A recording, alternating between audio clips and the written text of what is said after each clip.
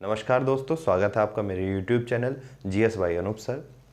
मैंने आपको अपनी पिछली वीडियो में जो भी बताया है उस पर आपका बहुत अच्छा प्यार मिला है, मुझको बहुत अच्छे सब्सक्रिप्शन मिले हैं, बहुत अच्छे आपके कमेंट्स आए हैं और मैं आगे भी यही चाहता हूं कि मैं इसी प्रकार आपको पढ़ाता रहूं, आपको नए नए वीडियो बनाता रहूं और आप मुझको अपनी समस्याएं भी बताने की कोशिश करें। आपको कोई टॉपिक GS संबंधी कोई भी टॉपिक है, किसी भी सब्जेक्ट से, ज्योग्राफी से, हिस्ट्री है, पॉलिटी है, बायोलॉजी है, आप उस संबंधी टॉपिक की भी आप मुझको जानकारी दे सकते हैं। मैं उस टॉपिक से भी आपको वीडियो बनाकर प्रोवाइड करवाता रहूँगा और मैं यही चाहता हूँ कि आप लोग मेरा इसी प्रकार सहयोग करते रहें, मेरे वीडियो को ज़्यादा से ज़्यादा देखें और अगर आपको अच्छी लगती हैं तो आप लोगों को भी और दूसरे व्यक्तियों को भी मेरे वीडियो शेयर करें।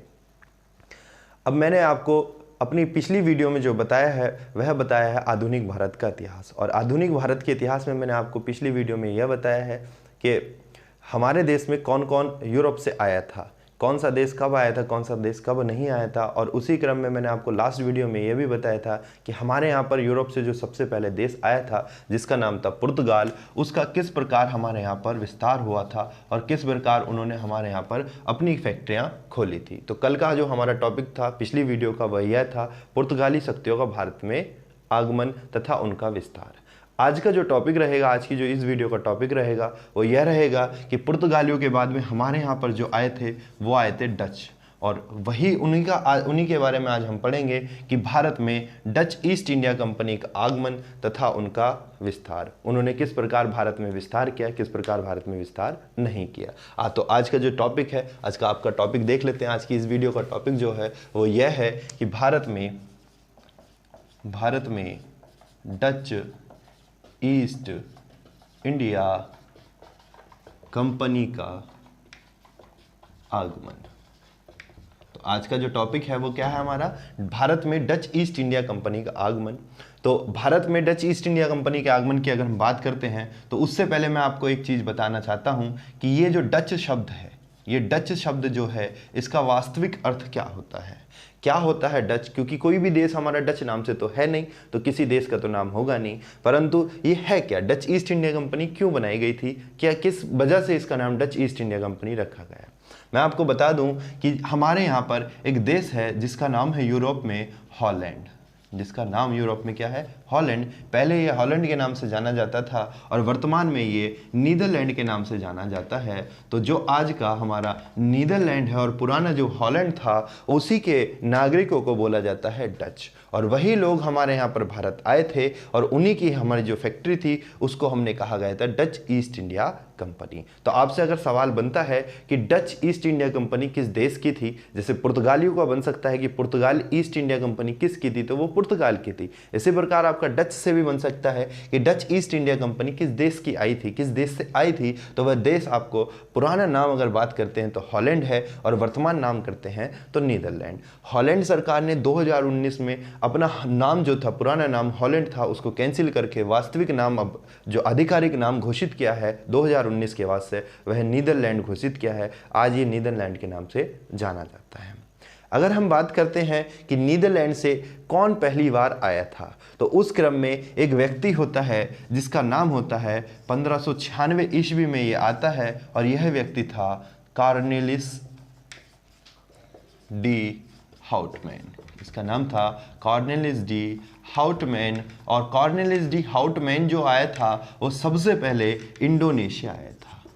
कहाँ पर आया था, इंडोनेशिया, और इंडोनेशिया के बाद वह भारत आया। तो भारत में पहली बार व्यक्ति अगर कोई नीदरलैंड से आता है या पहला कोई डच नागरिक भारत में आता है तो उसका नाम होता है कॉर्नेलिस डी हाउटमैन, और वह भारत में आया था, परंतु उससे पहले कहाँ पर आया था, इंडोनेशिया में आया था। क्योंकि देखिए ये आए थे व्यापार करने के लिए और केवल मसालों का व्यापार करते थे। और अगर उस समय की बात करते हैं तो भारत में तो यूरोपीय कंपनी व्यापार कर रही थी, तो इसीलिए ये सबसे पहले कहाँ पर पहुँचे थे, इंडोनेशिया में। दूसरा यह भी कारण था कि इंडोनेशिया में भारत से अच्छी किस्म के मसाले पाए जाते हैं, इसलिए इनका जो ध्यान था वो भारत ना होकर वह कहां पर था, वह इंडोनेशिया पर था।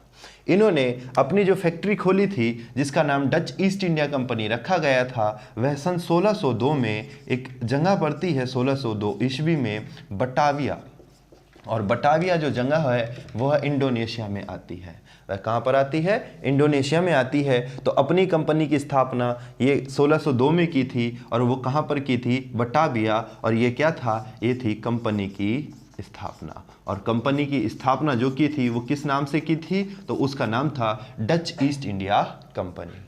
आइए आपको बात समझ में। अब ये कंपनी भारत में कब आती है? क्योंकि 1602 में जब ये बनी थी तो ये बनी थी बटाविया। बटाविया मतलब इंडोनेशिया, और इंडोनेशिया भारत से अलग है, तो भारत में ये बाद में आई होगी या कब आती है वो देख लेते हैं। तो भारत में अगर आगमन का क्रम देखते हैं, भारत में डच ईस्ट इंडिया कंपनी का आगमन, तो भारत में डच ईस्ट इंडिया कंपनी का जो आगमन होता है वह होता है सन 1605 ईस्वी के अंतर्गत। तो सन 1605 में पहली बार भारत में Dutch East India company Bharat आई, और यह आती है हमारे यहाँ मसूलीपट्टनम।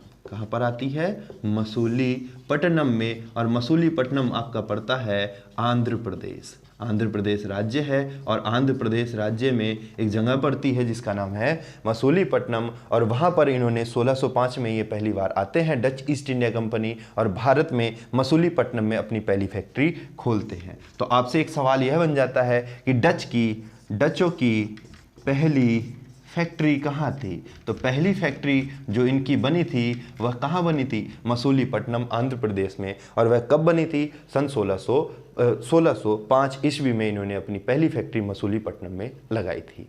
अब ये भारत में व्यापार करते हैं और व्यापार कर कर अपने और भी केंद्र खोलते हैं। मैं फैक्ट्री आपको पिछली वीडियो में समझा चुका हूँ। देखिए, आपको एक और बात मैं बताना चाहता हूँ। यदि आप मेरी किसी भी क्रम की कोई सी भी वीडियो देखते हैं तो प्लीज़ आपसे एक रिक्वेस्ट है कि आप उससे पहले की जितनी भी वीडियो हैं पहले वो देखें, तब जा कर के आप मेरी नेक्स्ट वाली वीडियो देखें। इससे क्या होता है कि मैं जो कॉन्सेप्ट लेकर चलता हूँ वो पिछली वीडियो से रिलेट करके चलता हूँ, और वह आपको तभी समझ में आएगी जब आप पिछली वीडियो देख चुके होंगे। नहीं तो आपको आधी चीज़ें समझ में आएंगी, आधी चीज़ें समझ में नहीं आएंगी।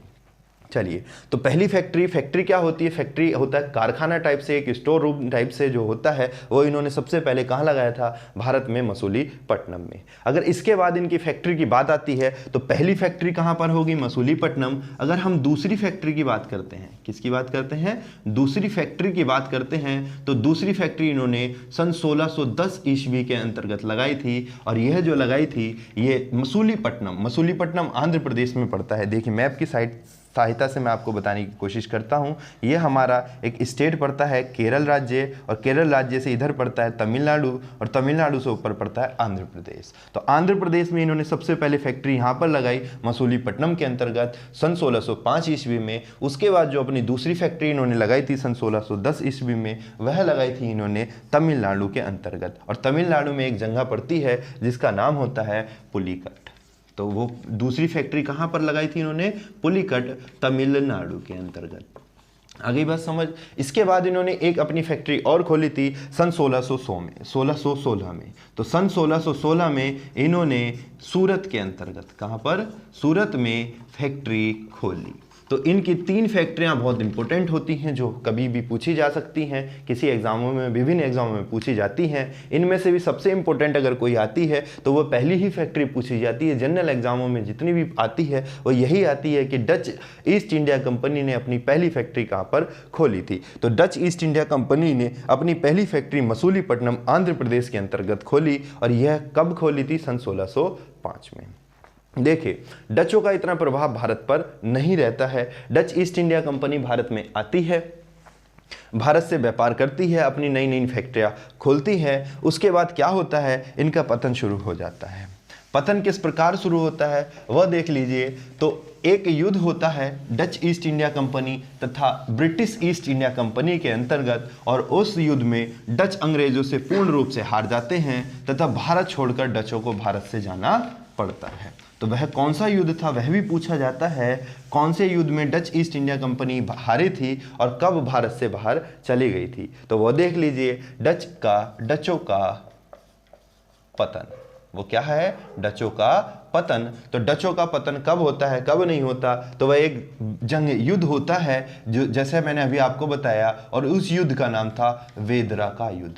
ये युद्ध कौन सा था? वेदरा का युद्ध। और वेदरा जो जगह पड़ती है वह पड़ती है कर्नाटक राज्य में। तो कर्नाटक राज्य में एक जगह पड़ती है वेदरा, और वेदरा में युद्ध हुआ था। और ये युद्ध जो हुआ था वह हुआ था 1759 AD के अंतर्गत। और ये युद्ध हुआ किन किन के बीच था? तो ये युद्ध जो हुआ था वह हुआ था आपका अंग्रेजों के तथा डचों के बीच में। इसके अंतर्गत हुआ क्या था? डच गए थे हार और अंग्रेज गए थे जीत। अंग्रेजों की तरफ से अगर कोई यहाँ पर युद्ध लड़ने वाला व्यक्ति था, सेनापति था, तो उसका नाम था रॉबर्ट क्लाइव। उसका जो नाम था वो कौन था? Robert Clive. रॉबर्ट क्लाइव, आप जब मैं आपको ब्रिटिश ईस्ट इंडिया कंपनी पढ़ाऊंगा तो उसके अंतर्गत मैं आपको एक दो युद्ध और पढ़ाऊंगा। जैसे आप पढ़ोगे उसके अंतर्गत प्लासी का युद्ध। तो जब भारत में प्लासी का युद्ध हुआ था उसमें भी अगर अंग्रेजों की तरफ से कोई लड़ने वाला था तो वह व्यक्ति था रॉबर्ट क्लाइव। अब डचों का भारत में योगदान देख लेते हैं कि डचों का भारत में क्या योगदान रहा। तो डचों का भारत में विशेषकर जो योगदान रहा था वह एक योगदान रहा था कि डचों ने भारत को वस्त्र व्यापार का केंद्र बनाया था। भारत में वस्त्र व्यापार करना अगर शुरू किया था सबसे पहले किसी ने तो वह डच ही थे। तो डचों का यह योगदान है भारत में कि उन्होंने वस्त्र व्यापार का केंद्र बनाया था भारत को। जब वो आए उन्होंने भारत में नील की खेती करवाई, नए नए वस्त्र बनवाए, सूती वस्त्र लेकर वो यहाँ से गए और उन्होंने यूरोप में जाकर सूती वस्त्रों को बेचा, और जिनसे भारत के कपड़ों की, सूती वस्त्रों की यूरोप में मांग होने लगी और हमारा जो भारत देश है वह वस्त्र व्यापार का केंद्र बना। तो बनाया किन्होंने? तो वो डचों ने बनाया था। अगर यहीं पर आती है इसको बढ़ाया किसने था? तो इसको जो बढ़ावा दिया था वह दिया था अंग्रेजों ने। और किसने दिया था? अंग्रेजों ने दिया था। क्योंकि देखो भाई कम टाइम रहे तो इन्होंने कम ही काम किया होगा, ज़्यादा टाइम कौन रहे? अंग्रेज रहे, तो उन्होंने उतने ही ज़्यादा काम भारत में किए हैं। तो डचों ने एक योगदान आता है कि डचों ने भारत को वस्त्र व्यापार का केंद्र बनाया। ये सवाल बनता है कि भारत में सबसे पहले वस्त्र व्यापार का केंद्र किसने बनाया था? तो वह डचों ने बनाया था, जिसको आगे बढ़ाने का काम जो किया था वह अंग्रेजों ने किया था। अब देखिए इन्होंने एक दो चीज़ें और की थी जो सवाल आपके यहाँ से पूछ लिया जाता है, वह क्या होती हैं? ये डच भारत के अंतर्गत जब फैक्ट्री खोलते थे तो फैक्ट्री में इनको मजदूरों की ज़रूरत पड़ती थी। किसी को भी पड़ती है, जब फैक्ट्री होती है, कारखाना होता है, वहाँ पर मजदूरों की ज़रूरत पड़ती है। अब ये मजदूर डच से तो लाएंगे नहीं, अपना नीदरलैंड से तो लाएंगे नहीं, तो ये भारत के ही लोकल के ही मजदूर करेंगे। तो जब ये लोकल के भारत के मजदूर करते थे तो भारत के मजदूरों को पहले क्या होता था? वेतन ना देकर, मजदूरी ना देकर उनको कुछ और चीज़ें उपहार रूप में दे दी जाती थी। ये भारत में डच पहले ऐसी फैक्ट्री बनाई या पहले ऐसे प्रशासनिक इकाई हुई है भारत के अंतर्गत जिन्होंने मजदूरों को वेतन देना शुरू किया है। अर्थात एक लाइन आती है जिसके लिए प्रयोग होती है कि भारत में वेतन भोगी उद्योग कर्मी रखे। तो भारत में वेतन भोगी मतलब काम के बदले जिसको वेतन मिलता हो, और उद्योग कर्मी मतलब कर्मचारी। तो भारत में अगर पहली बार वेतन भोगी उद्योग कर्मचारी रखे थे तो वह भी किन्होंने रखे थे? आपके डचों ने ही भारत के अंतर्गत रखे थे। अब इन वेतन भोगी उद्योग कर्मियों को जब ये वेतन देते थे तो वेतन किसी ना किसी करेंसी में दिया जाता था। तो इन्होंने अपने जितने भी इनके जीते हुए क्षेत्र होते थे उन क्षेत्रों के लिए एक विशेष प्रकार के स्वर्ण सिक्के चलाए थे जिसको पैगोडा कहते थे। तो इन्होंने डचों ने भारत में स्वर्ण सिक्का पैगोडा चलाया था। तो भारत में आपने देखा कि डचों ने भारत में स्वर्ण सिक्का जिसका नाम क्या होता था? पैगोडा चलाया था। ये सवाल आपका काफ़ी बार आता है कि भारत में पहली बार पैगोडा किसने चलाया था? क्योंकि भारत में इससे पहले पैगोडा नहीं चलता था। पहले जो चलते थे वो मुगल सल्तनत के सिक्के चला करते थे। क्योंकि अगर समय देखते हैं इनके आने का तो वह समय होता है 1605, और 1605 में हमारे उत्तर भारत में अगर कोई शासन कर रहा था तो वह अकबर कर रहा था। आपने देखा किस प्रकार भारत में डच आए डच के पहली बार कोई डच से आया था, नीदरलैंड के निवास नीदरलैंड से कोई अगर भारत आया था तो वह व्यक्ति था कॉर्नेलियस डी हाउटमैन। वह 1596 में भारत आया। भारत आने से पहले भी वह कहाँ आया था? इंडोनेशिया आया था। इन्होंने जो अपनी पहली फैक्ट्री खोली थी 1602 में, तो पहली कंपनी जो बनाई थी, तो कंपनी का जो केंद्र रखा था वह भी बटाविया रखा था इंडोनेशिया के अंतर्गत। और भारत जो कंपनी आई थी वो 1605 में आई थी और उसने अपनी पहली फैक्ट्री मसूलीपट्टनम के अंतर्गत खोली थी। डच भारत में आते हैं, भारत में वस्त्रों का व्यापार करते हैं। मसालों के व्यापार के साथ साथ इन्होंने वस्त्र व्यापार का भी भारत को केंद्र बनाया था, जिसको बढ़ावा दिया था हमारे अंग्रेजों ने। डचों ने और क्या किया था? तो भारत में वेतनभोगी उद्योग कर्मचारी रखे थे तथा डचों ने भारत में स्वर्ण सिक्का पैगोडा चलाया था। अगर डचों के पतन की बात करते हैं तो बेदरा एक जगह पड़ती है कर्नाटक में, तो बेदरा का युद्ध होता है 1759 एडी में और यह युद्ध होता है डचों के तथा अंग्रेजों के मध्य है, जिसके अंतर्गत जीत जाते हैं तथा डच हार जाते हैं और इस प्रकार डचों का भारत से पतन हो जाता है। तो आज की जो वीडियो है वो यहीं पर समाप्त होती है। आपसे एक रिक्वेस्ट है कि आप यदि आपको मेरा पढ़ाया हुआ अच्छा लगता है तो आप ज़्यादा से ज़्यादा वीडियो को शेयर करें